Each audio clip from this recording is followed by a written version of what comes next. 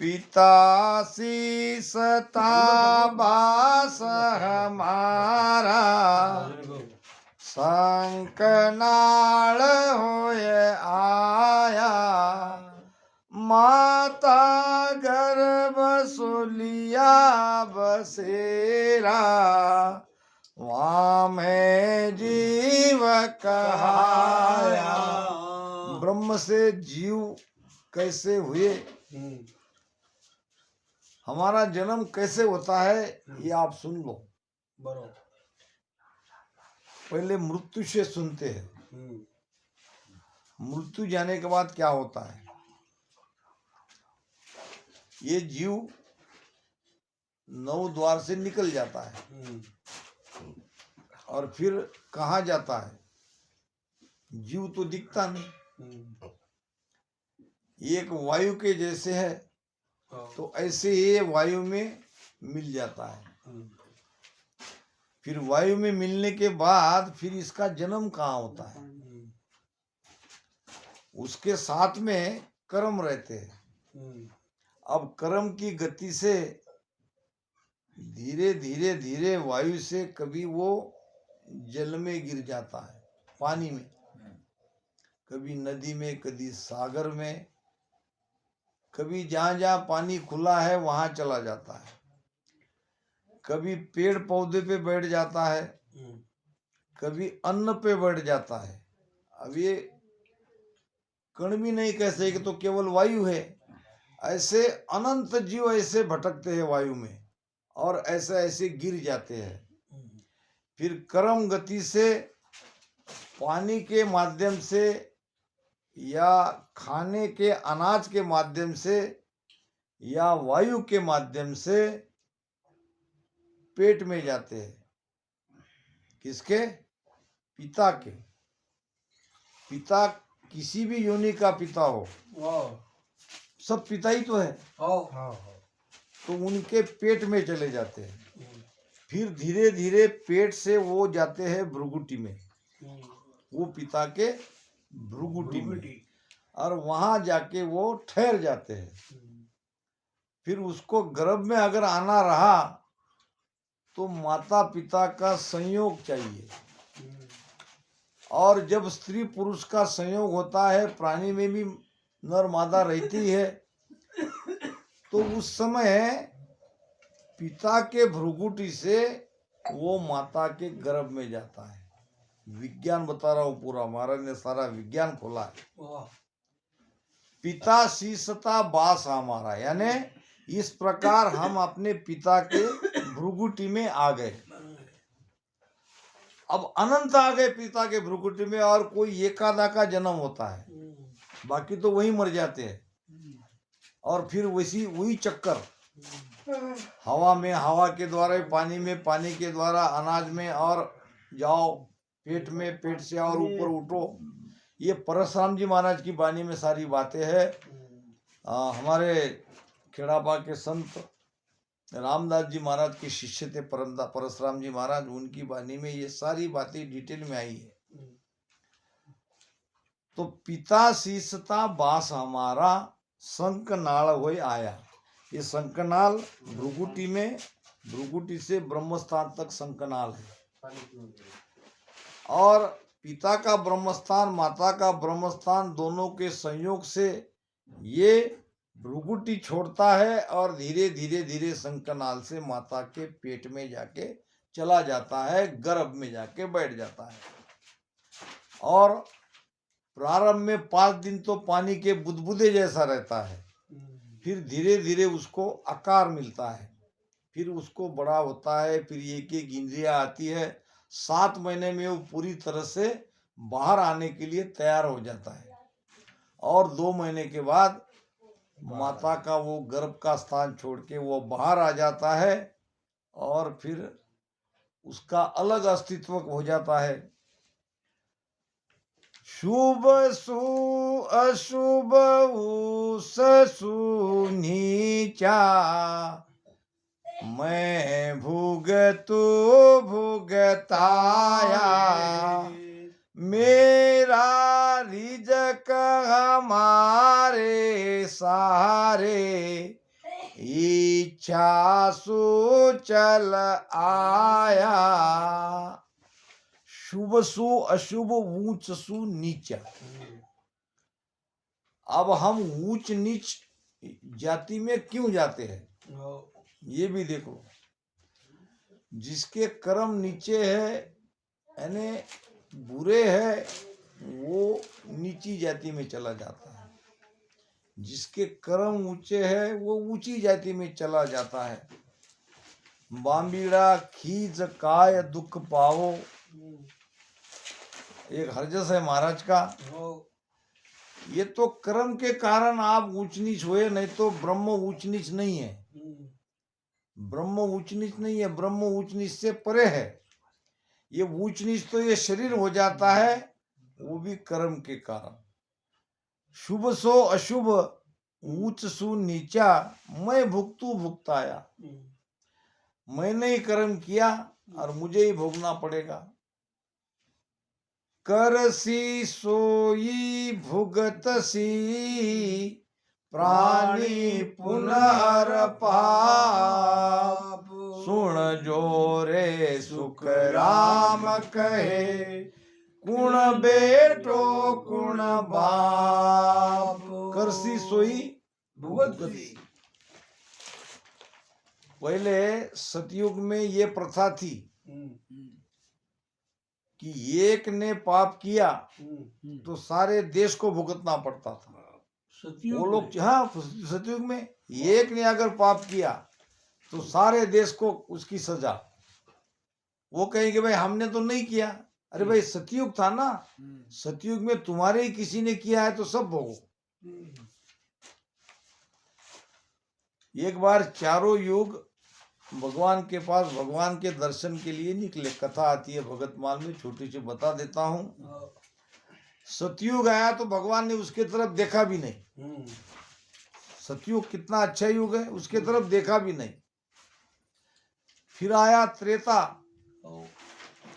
त्रेता के तरफ देख के आंखें बंद कर लिया, फेर लिया आंखें। फिर आया द्वापर, द्वापर को कहा, इशारा कर दिया, भाई आए हो तो आओ। अरे हम जो नहीं चाहते वो अगर आ जाता है तो हम उतना प्रेम से स्वागत थोड़ी करते हैं। आ जाओ भाई, आ ही गए तो आप बैठोगे, पानी भी पियोगे, चाय भी पियोगे। आके बैठ गया द्वापर। जब कलयुग आया तो भगवान उठ के खड़े हो गए। अरे बाप रे, मेरा अच्छा बेटा आ गया, आओ आओ आओ। अब कलयुग तो बहुत कली है ना, यहाँ कली कली है, बहुत खराब युग है। और इसको भगवान खड़ा हो गया, आगे उठ के आ रहे हैं, उनका स्वागत कर रहे हैं। तीनों युग नाराज हो गए। तब भगवान ने कहा कि तुम्हारे युग में प्रथा ये थी कि एक ने पाप किया तो सारे देश को भुगताया जाता है, इसलिए मैंने इसके तरफ देखा ही नहीं। किसके तरफ? सतयुग के तरफ। ये कोई कानून है, ये कोई कायदा है? करने वाला कोई और है और सारे लोगों को, सारे देश को भुगता है। फिर आया त्रेता युग में, थोड़ा सा ठीक था। एक ने पाप किया तो गांव को भोगना पड़ेगा। मानो ये हेटी गांव ने किसी ने पाप किया तो पूरा हेटी भोगो, बाजू का उमरी नहीं भोगेगा। तो थोड़ा सा उसको ठीक है, उससे कम है। फिर द्वापर में प्रथा थी, एक ने पाप किया तो उसका पूरा परिवार भोगे। अरे राम राम, ये तुम्हारे परिवार का, इसने पाप किया, भोगो सब। अब सबको भुगताया जाता था और वो बेचारे रोते रोते भोगते भी थे। कलयुग में करसी सोई भुगतसी, जो करेगा वही भरेगा। करसी सोई भुगतसी, प्राणी पुनर पाप। और सुन जो रे सुखराम कहे, कुण बेटो कुण बाप। बाप का किया हुआ कर्म बेटे को नहीं भुगतना पड़ेगा कलयुग में। अगर बाप ने कर्जा उठाया है, बेटे को मांगते थे, बेटा कहते उनको जाके मांगो बोलते। अब वो मर गया ना, मर गया तो क्या है, हमने नहीं निकाला, हम नहीं देंगे। बाप का बाप जाने, बेटे का बेटा जाने, इससे भी ज्यादा और फैसिलिटी कलयुग में है। इसहाक ने कर्म किया तो इसहाक को भी भोगना नहीं पड़ेगा, इसहाक ने किया तो इसहाक को भोगना नहीं पड़ेगा। जिस आंख ने कर्म किया है उसी को भोगना पड़ेगा। जो इंद्रिया कर्म करेगी उसको ही भोगना पड़ेगा। तो ये कलयुग वो हिसाब से बहुत अच्छा है, नहीं तो यहाँ तो कला ही कला है। युग की बराबरी सतयुग के जैसे तो कोई कर नहीं सकता, मगर ये फैसिलिटी अच्छी है कि यहाँ जो करेगा वो भरेगा। तो महाराज कहते हैं, शुभ सु अशुभ ऊंच सु नीचा मैं भुगतू भुगताया, मेरा रिजक हमारे सहारे। अब रिजक यानी आहार, भोजन। ये भोजन भी हमारे आधार से हमको मिलता है। महाराज ने कहा है कि तुलसी इस संसार में धारा देखी दो धारा तुलसी महाराज ने संसार में कही है। धन चाहे तो पुण्य करो और मुक्ति नाम से होए। मुक्त होना चाहते हो तो नाम की भक्ति करो, वाह। और धन अगर चाहते हो तो पुण्य करो। अब हम है राम स्नेही, अब दोबारा हमको मनुष्य जन्म मिलेगा, नियंचर जग गया तो भजन के प्रताप से हम दोबारा मनुष्य शरीर प्राप्त कर लिया। मगर अब अगर हम थोड़ा बहुत पुण्य नहीं करेंगे तो हम हमारा अगला जन्म भिखारी बना रहे, आज ही नहीं बना रहे। ये तो संतों ने कहा ही है, धन चाहे तो पुण्य करो। क्या हमको अगले जन्म के लिए कुछ धन नहीं चाहिए? तो थोड़ा बहुत तो पुण्य करना पड़ेगा, बराबर, और वो भी निष्काम भाव से। अब ज्यादा नहीं करते तो सत्संग में तो करो, कम से कम साल में एक बार दो बार सत्संग का आयोजन तो करो, सत्संग में कहीं धन तो लगाओ, ये तुम्हारे काम आएगा। दोबारा मनुष्य जब शरीर तुम धारण करोगे तो ये तुमको जरूर मिलेगा। तो ऐसा नहीं है कि रामस्नी बन गए, कुछ दान पुण्य करना ही नहीं है। ऐसे बहुत ऐसे कह के चले गए, और आगे का जन्म उसने अपना स्वयं अपने हाथ से भिखारी बना लिए। तुम बाहर में मत दान पुण्य करो, मगर भक्ति प्रसार में, महाराज के ज्ञान के प्रसार में तो अपना धन लगाओ। बाकी जीवों को जगाने के लिए ये धारा चलती रहनी बहुत जरूरी है। और ये अगर नहीं चली तो बाकी जीव कैसे मोक्ष में जाएंगे, उनको ये ज्ञान कैसे मिलेगा? तो सत्संग का आयोजन करो, सत्संग के लिए धन खर्चा करो, ये तुम्हारे काम आएगा। तो मेरा रिजक हमारे सहारे, इच्छा सु चल आया, यानी वासना से ये जीव गर्भ में आया, आकार धारण किया। अंत काल जो होती वासना, जहाँ मैं बासा पाया, के सुख राम वासना ऊपर कर असवारी आया। वासना के आधार से हमारा जन्म होता है।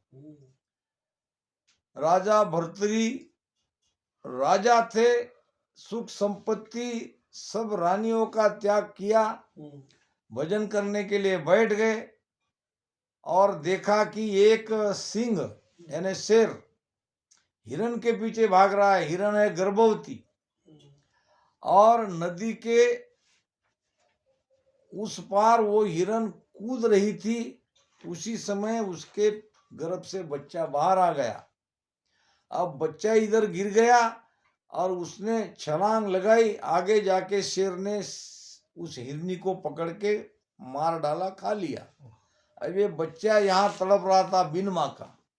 राजा भर्तृहरि ने सब देखा, दया आ गई। संत थे, संतों को तो दया आती है। अब दया आ गई तो उसने बच्चे को साफ किया, उठाया और अपने छाती से लगाया। धीरे धीरे उसको दूध भी पिलाया, लाया होगा कहीं से इधर उधर से। अब वो छोटा सा हिरण का बच्चा बड़ा बड़ा होते गया, तो वो हिरण के बच्चे में लग गया। उसकी प्रीति लग गई। जरा से भी आंखों से ओझल हो गया तो कहाँ गया अब काय का भजन में मन। इतना सुख संपत रानी का त्याग करके जो भजन में बैठा वो जाके हिरण में फंस गया। दूसरा जन्म उसको जड़ भरत नाम से लेना पड़ा। तो कहने का मतलब वासना अंतकाल में जहां होती है वहां हमारा जन्म होता है। इसलिए अंतकाल में सुरती ऊपर 10वें द्वार तक लगा के मरो। संत मोहनदास जी महाराज कहते थे रामसनी की मृत्यु कैसी होनी चाहिए। अगर हम इसी 3 लोक में हमारा मन इधर उधर भटकता रहेगा, किसी किसी में चला जाएगा, तो हमारा जन्म वासना के आधार से होगा। कह सुख राम वासना ऊपर कर असवारी आया।